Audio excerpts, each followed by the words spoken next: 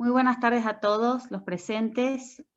Soy parte de la Universidad del SEMA. La Universidad del SEMA es una universidad que está en la ciudad de Buenos Aires. Tenemos 12 carreras y 11 posgrados. Y bueno, hoy tenemos el gusto de iniciar un ciclo cultural que es una novedad en nuestra universidad. Nosotros ya tenemos un ciclo de cine que tiene 30 años y ahora estamos sumando esta opción con ayuda de organizaciones que se dedican a cultivar la cultura francesa, así que estamos muy agradecidos. Quiero saber si me están escuchando bien, para ver si pueden escuchar bien a todos los panelistas al mismo tiempo. Le agradecería si alguien me avisa por el chat. Si están escuchando bien. Bueno, muchas gracias por avisar. Ahora ya están habilitados los audios de los 4 panelistas. Juan Pablo, Diego, Solana. Bueno, voy a hacer una breve presentación de los participantes, agradecer a las organizaciones que ayudan al SEMA a hacer realidad este nuevo ciclo cultural. Como les contaba hace un momento, esta es una experiencia nueva para la universidad. Tenemos un ciclo de cine con Santa Catalina hace 30 años, que dirige José María Poirier, que es un éxito, pero es la primera vez que tratamos de hacer otra cosa, así que les agradecemos muchísimo a todos por estar acá y apoyar esta actividad. Dicho esto, les voy a presentar a los participantes y me voy a bloquear la cámara y el audio para no interrumpir. En el ciclo de Martes de Francia, primero, bueno, le queremos agradecer a la Alianza Francesa de Tucumán, a la Red de Alianzas Francesas, al Instituto Francés, a la Fundación Emilio Cartier, todas organizaciones que desde la provincia de Tucumán nos están prestando apoyo para llevar a cabo este ciclo. Todo el trabajo de organización, los contenidos han sido realizados totalmente por ellos. Lo que está haciendo la universidad es simplemente hacer el hosting del evento, así que todo lo que vean acá, bueno, es producto de todo este grupo de personas de la cultura de Tucumán que trabajan para difundir la cultura francesa. También aprovecho y les cuento que el lunes 13, también en honor al aniversario de la Revolución Francesa, dentro del ciclo de cine de la universidad que dirige José María Poirier con Pablo de Vita, se va a reproducir la película Dobles Vidas, con actores muy destacados de Francia. Eso va a estar subido en la página web de la universidad el lunes. Así que, bueno, parte también de nuestro homenaje a la cultura de ese país va a estar el ciclo de cine dedicado a Francia el lunes que viene. Pero bueno, volviendo al día de hoy, tenemos con nosotros a Pablo Gruber, que fue profesor universitario de informática en Francia, donde vivió 35 años, se dedicó a las ciencias duras, pero también tiene una amplia trayectoria en las humanidades, las artes, la filosofía, y es colaborador de la Fundación Cartier de Tucumán. Está con nosotros también y le damos la bienvenida a Diego Armando Guzmán Villalobos, que es director de orquesta venezolano y violinista. Está formado en el famosísimo sistema de orquestas y coros juveniles de Venezuela, fue discípulo del maestro José Antonio Abreu, es integrante actualmente de la Orquesta Estable de la provincia de Tucumán, es director y profesor de violín en la Orquesta del Divino Niño de Tucumán y la Orquesta San José de la localidad de Yerbabuena, de Tucumán también. Diego Armando es profesor de violín en el penal de Villa Urquiza, bajo el nombre de los urquiseños. Está con nosotros también Solana Colombres, profesora de francés de la Alianza Francesa de Tucumán e integrante de la Fundación Emilio Cartier, dedicada a la difusión de la cultura francesa usando lenguajes innovadores. Pedimos disculpas que no se va a encontrar con nosotros Andrea Barba, que es una actriz muy destacada porque tuvo un inconveniente de salud, pero la va a reemplazar la profesora Colombres. Así que, hecha esta presentación, agradeciéndoles nuevamente por acompañarnos en esta primera experiencia cultural, le damos la palabra a los conferencistas, empezando por Pablo Gruber, que va a hablar del mar y la existencia, una visión filosófica y una visión poética a partir de Albert Camus y el poeta Charles Baudelaire. Pablo, te dejo la palabra y luego de ti pueden continuar todos con su parte. La cámara. Prende la cámara, Pablo, y yo voy a apagar la mía y mi audio para no interrumpir. Sí. Se te escucha perfecto, Pablo, si quieres empezar.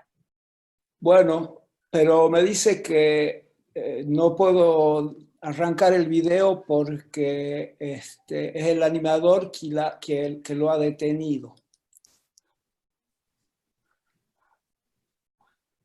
Bueno, aunque sea sin imagen,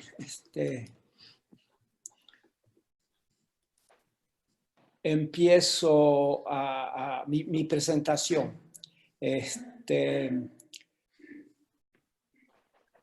Camus. Voy a empezar por hablar de la filosofía de Camus. Camus tiene una visión del mal a través de un concepto más específico, que es el concepto de absurdo. Como sabemos, Camus era un filósofo existencialista. Elaboró su filosofía al final de la Segunda Guerra Mundial, como también Jean-Paul Sartre, aunque los existencialismos de Sartre y de Camus son bastante diferentes. Yo diría que el existencialismo de Camus es un existencialismo,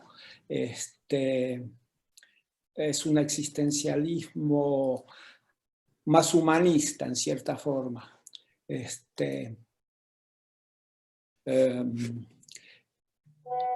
El existencialismo de Camus se articula alrededor de dos conceptos: el concepto de absurdo y el concepto de rebelión. Por supuesto, de rebelión contra el absurdo.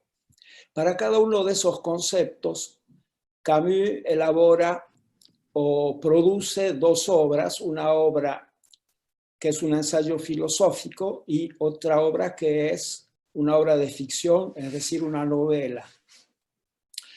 Para el concepto de absurdo, Camus escribe el ensayo filosófico Le mythe de Sisyphe, el mito de Sísifo. Y la obra de ficción es la novela L'étranger, el extranjero. Mientras que para el concepto de rebelión, la obra filosófica es L'homme révolté, el hombre rebelado, y para la obra de ficción es La peste de Camus. Ahora, ¿qué podemos decir de este concepto de absurdo? En primer lugar, pienso que Camus elaboró un concepto más específico que el concepto de mal, porque el concepto de mal casi obligatoriamente tiene un carácter un poco metafísico. Hay una entidad que se llama el mal que está presente y cuando ciertas condiciones se da, se manifiesta de diferentes maneras, por supuesto todas negativas, más o menos destructivas. Puesto que los existencialistas rechazaban un poco la metafísica, no querían utilizar ideas esenciales, digamos, sobre las entidades esenciales, ideales, el concepto de mal de Camus se cristalizó bajo la forma del concepto de absurdo. El concepto de absurdo puede ser, Camus lo califica de sentimiento existencial, o sea que no es una entidad, es un sentimiento que nace de la interacción en el marco de la existencia entre un ser humano y una realidad material, humana, etc. Y ese sentimiento de absurdo puede, en ciertas condiciones, un individuo que experimenta el sentimiento de absurdo, bueno, en primer lugar puede reaccionar de diferentes maneras a ese sentimiento. En el mito de Sísifo todo empieza cuando Camus se pregunta ¿por qué no hay más gente que se suicida? ¿Por qué hay poquita gente que se suicida? Y para eso se pregunta, ¿qué es lo que lleva a una persona a suicidarse? Y llega a la conclusión que puede ser ese sentimiento de absurdo. O sea, el sentimiento de absurdo da la impresión de que la vida no tiene sentido y que no puede dar la idea de que no vale la pena vivirla. Pero él dice, afortunadamente, es pequeña la proporción de gente que se suicida. Entonces deben haber otras respuestas a ese sentimiento del absurdo. Por ejemplo, el sentimiento del absurdo puede nacer en un empleado administrativo que lleva una vida muy rutinaria, que va y viene de la casa a la oficina, de la oficina a la casa, y un buen día se pregunta, pero ¿qué sentido tiene esta vida que estoy viviendo? No estoy haciendo nada que contenga un impulso espiritual, que contenga belleza, que contenga ideas interesantes. Los expedientes que yo veo ahí donde trabajo, en la administración donde trabajo, no contienen nada que podría calificarse de superior, de bello, es pura terminología administrativa. Y se dice, yo cuando era estudiante me decía, voy a consagrar mi vida a la literatura o al arte, o voy a hacer estudios científicos. Y ahora, hoy en día, me encuentro encerrado en esta rutina. De hecho, Camus dice que muchas veces el sentimiento de absurdo se produce cuando uno siente un intenso hastío. Bueno, esto que hemos descrito es un sentimiento de absurdo individual. Y si uno no se suicida, que por suerte es lo que sucede en la mayoría de los casos, puede buscar otras escapatorias al absurdo. Por ejemplo, hay gente que lo domestica, entre comillas, al absurdo, se ríe de la situación, la mantiene y busca escapatorias. Por ejemplo, bueno, voy a empezar a ir al cine todos los domingos, o me voy a poner a tomar un whiskycito cada vez que vuelvo. Bueno, hay toda una diversidad. Todo esto es existencial, y lo existencial es 100% individual. Para Camus era hasta incomunicable. Todo esto es lo que llamamos absurdos individuales, personales.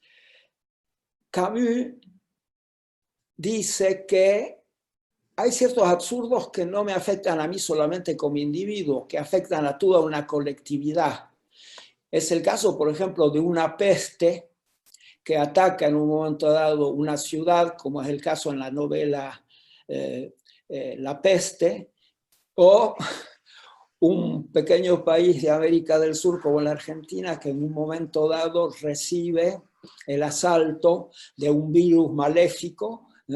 No creo que haga falta dar más detalles.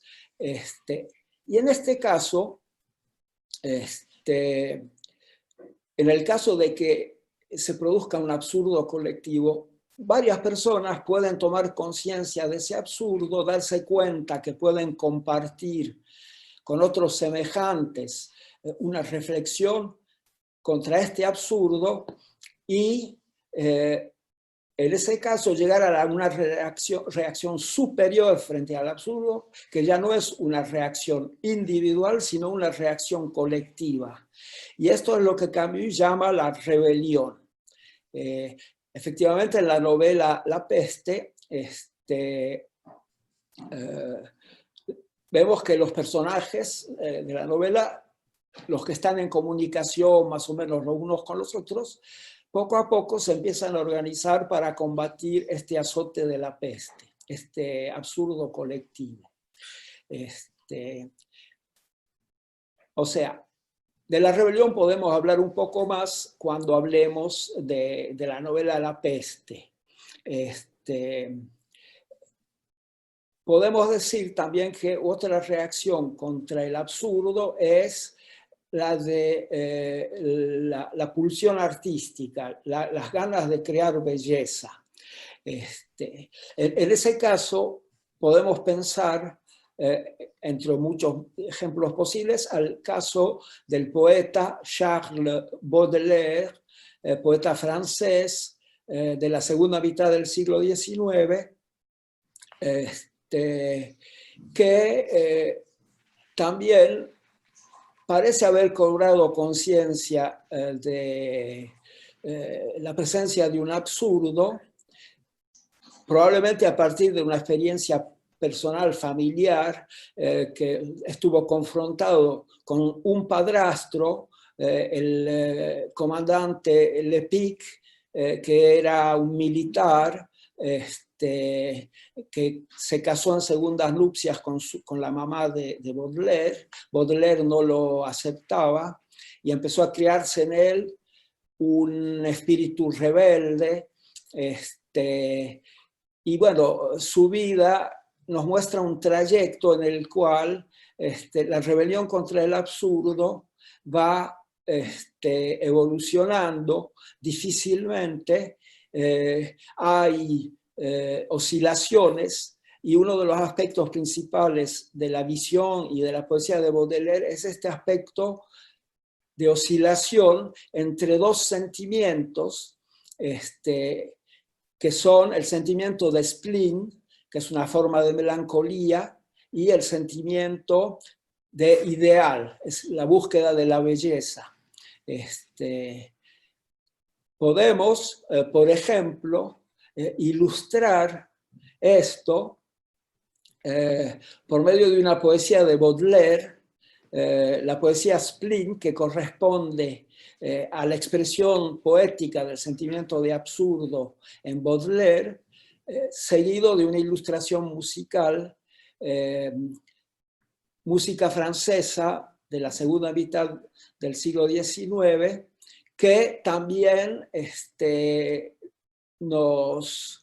¿cómo podríamos decir?, nos comunica un sentimiento de melancolía que podría corresponder a una expresión del sentimiento de absurdo por de la parte del compositor. Entonces, vamos a escuchar la poesía recitada por Solana Colombres, es Spleen, y luego escucharemos La pavana para una infanta difunta, de la suite bergamasque de Gabriel Fauré. Le paso la palabra a Solana. ¿Estoy ahí? ¿Sí? ¿Sí? ¿Se ve la cámara? ¿Sí? Sí. ¿Sí? Bien. Sí, sí. ¿Se me ve? Bueno. No se te ve, Solana. Se escucha perfecto. Bueno, ahí estoy. Perfecto, perfecto. Yo tengo más recuerdos que si tuviera 1000 años. Un gran mueble de cajones atiborrados de facturas, de versos, de dulces esquelas, de juicios, de romances, con abundantes cabellos enredados en recibos, oculta menos secretos que mi triste cerebro. Es una pirámide, una inmensa cueva, que contiene más muertos que la fosa común. Yo soy un cementerio aborrecido de la luna, donde con los remordimientos se arrastran largos gusanos, que se encarnizan siempre sobre mis muertos más queridos. Yo soy un viejo gabinete lleno de rosas marchitas, donde yace toda una maraña de modas anticuadas, donde los pasteles plañideros y los pálidos bouchés solos exhalan el olor de un frasco destapado. Nada igual en longitud a las cojas jornadas, cuando bajo los pesados flecos de las nevadas épocas, el hastío, fruto de la melancólica incuria, adquiere las proporciones de la inmortalidad. Desde ya, tú no eres más, oh materia viviente, que una peña rodeada de un vago espanto, adormecida en el fondo de un Sahara brumoso, una vieja esfinge ignorada del mundo indiferente, olvidada sobre el mapa y cuyo humor huraño no canta más que a los rayos del sol poniente.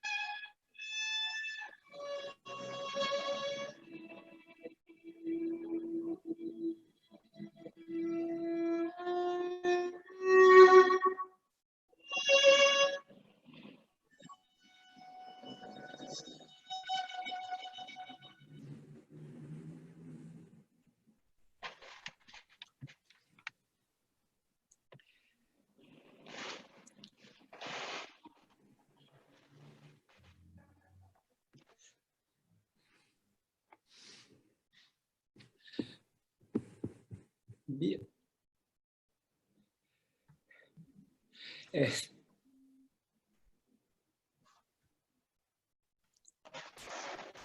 Bien, buenas tardes para mis amigos panelistas, el agradecimiento a la UCEMA por permitir el hosting de esta actividad. Bueno, es primera vez que estoy involucrado con una actividad de esta naturaleza.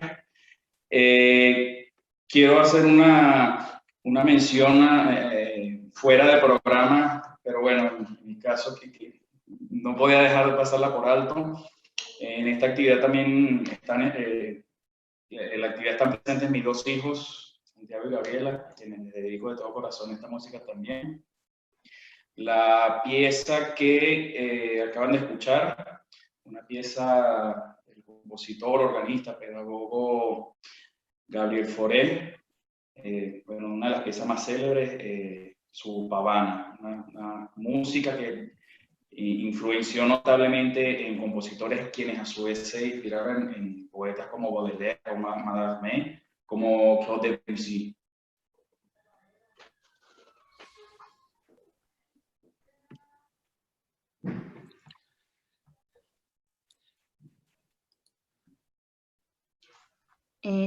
Profesora, ¿ahora le toca a Juan Pablo de nuevo o continúa tocando Diego?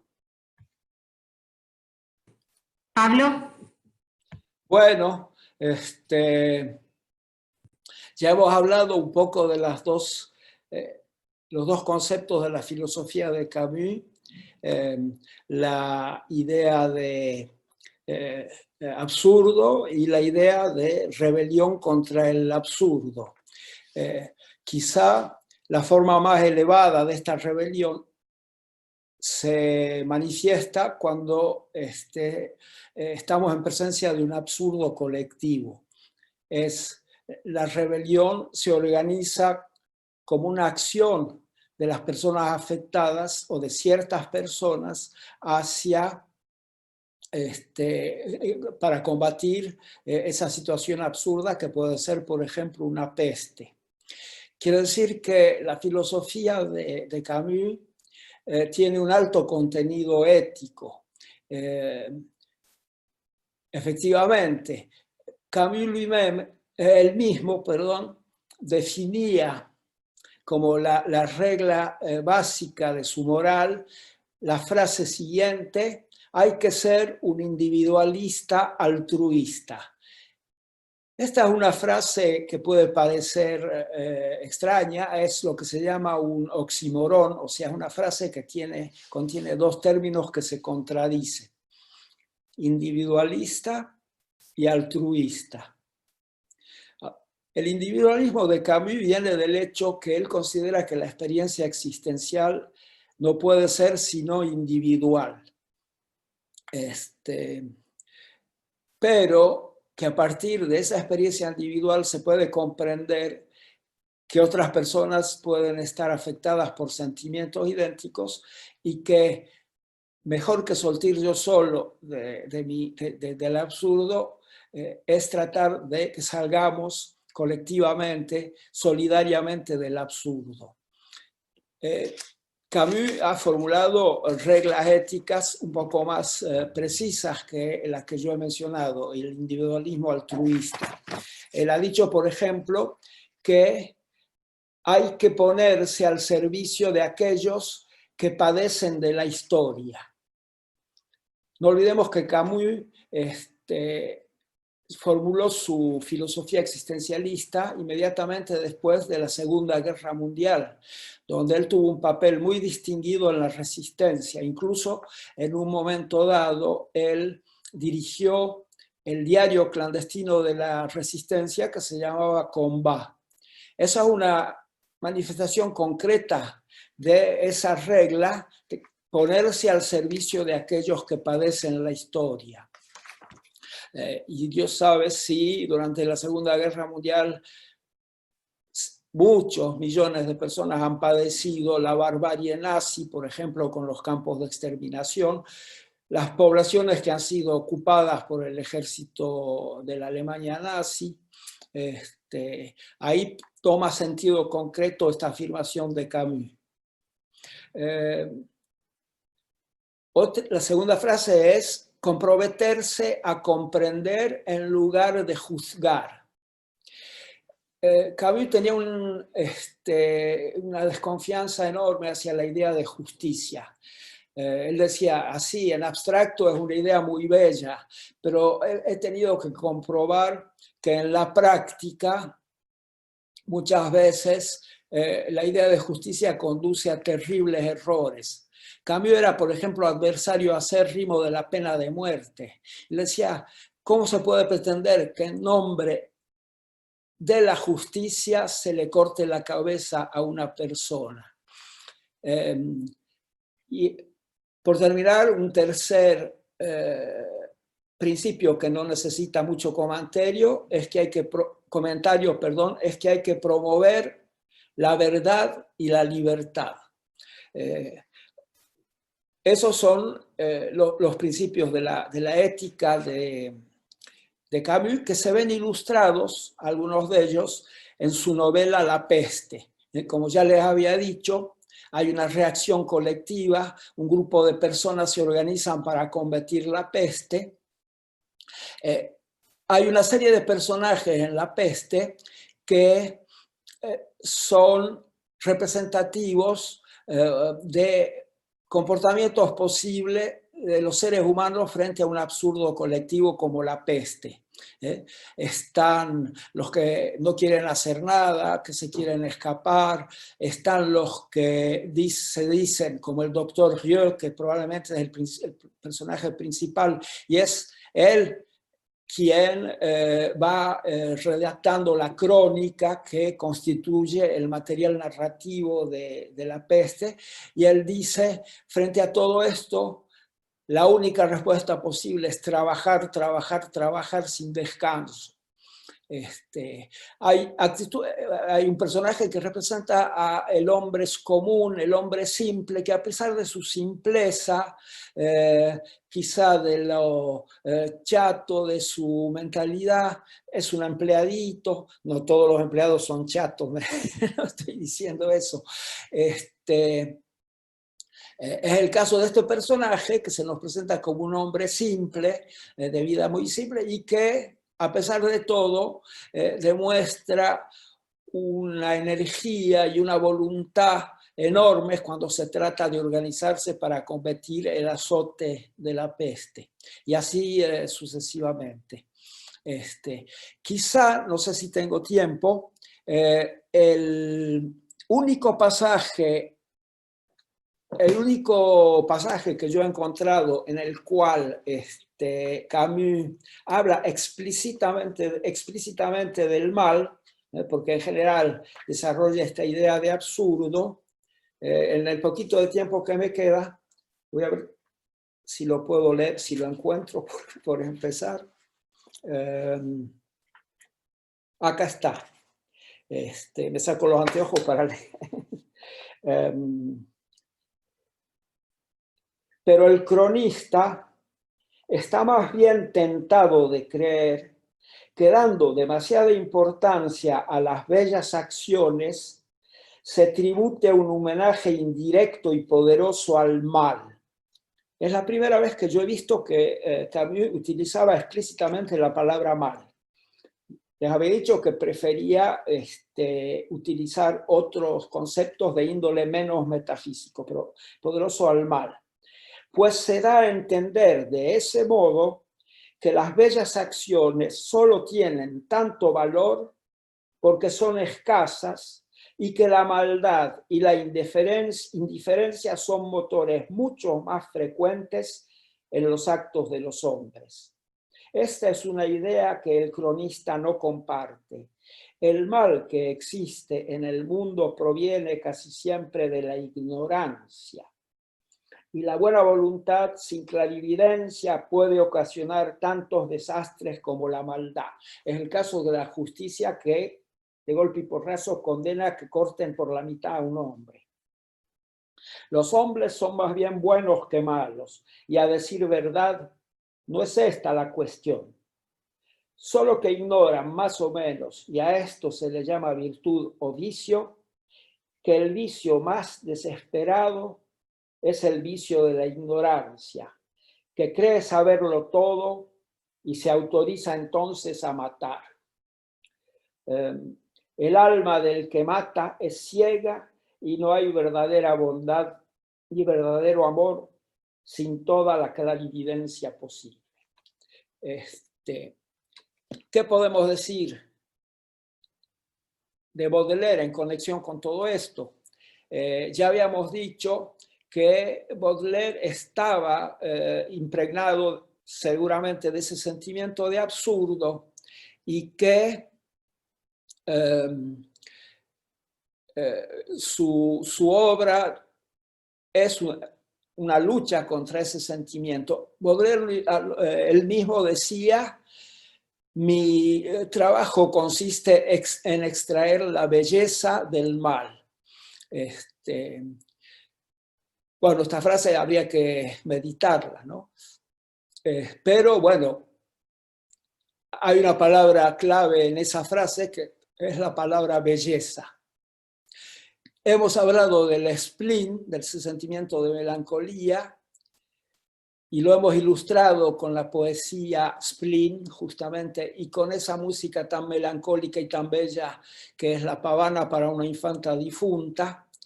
Ahora podemos ilustrar la otra pulsión de Baudelaire hacia lo alto, hacia lo excelso, que es la poesía, la belleza justamente.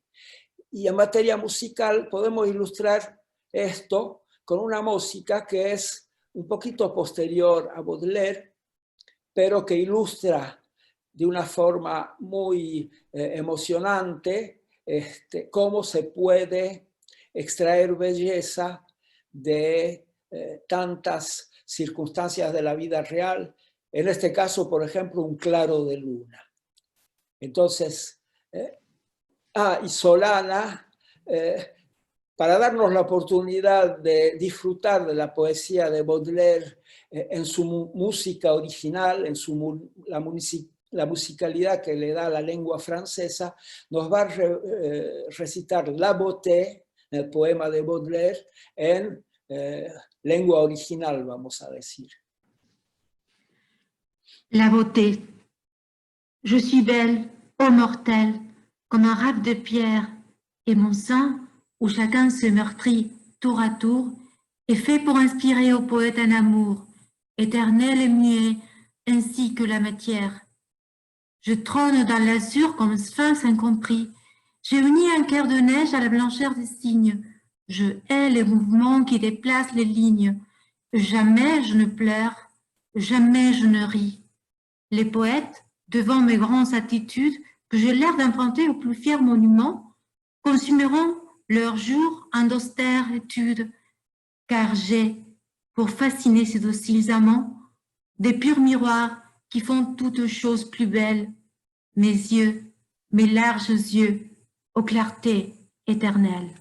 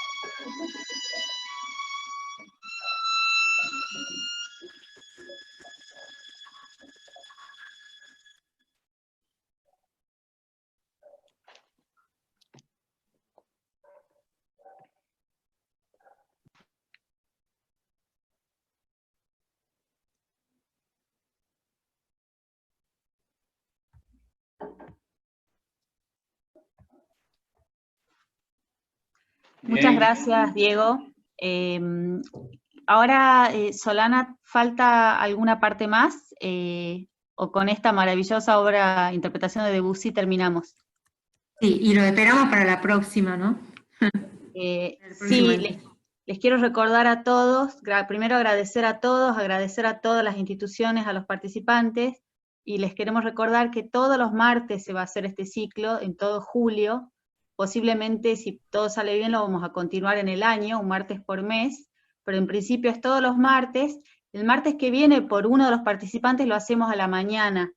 No dejen de entrar a la página web de UCEMA para ver el horario, es a la mañana. Anotarse, van a recibir el link 24 horas antes. Fíjense en la carpeta spam, esto es un detalle. Como nosotros invitamos a muchos eventos, a veces pasamos a la carpeta de spam de los asistentes. Cualquier cosa nos escriben, si no, a comunicacion@ucema.edu.ar y les facilitamos el link.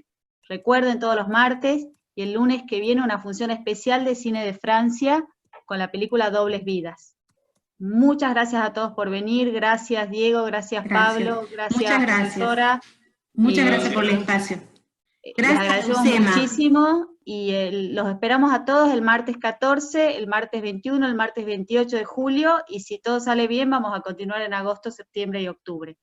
Muchísimas gracias de nuevo a la Alianza Francesa de Tucumán, Gracias. a la red de alianzas, para la universidad es un honor, el Instituto Francés, la Fundación Emilio Cartier, valoramos un montón el esfuerzo, y a todos los presentes por brindarnos su tiempo para escuchar un poco de cultura y elevar un poco el pensamiento y salir de la realidad que es tan difícil. Muchísimas gracias por acompañarnos. Gracias a todos. De nuevo. Gracias a todos. Gracias. Muchas gracias. Nos vemos el Hasta martes la que viene. próxima. Muchas gracias. A la prochaine. A mardi. Gracias. Muchas gracias.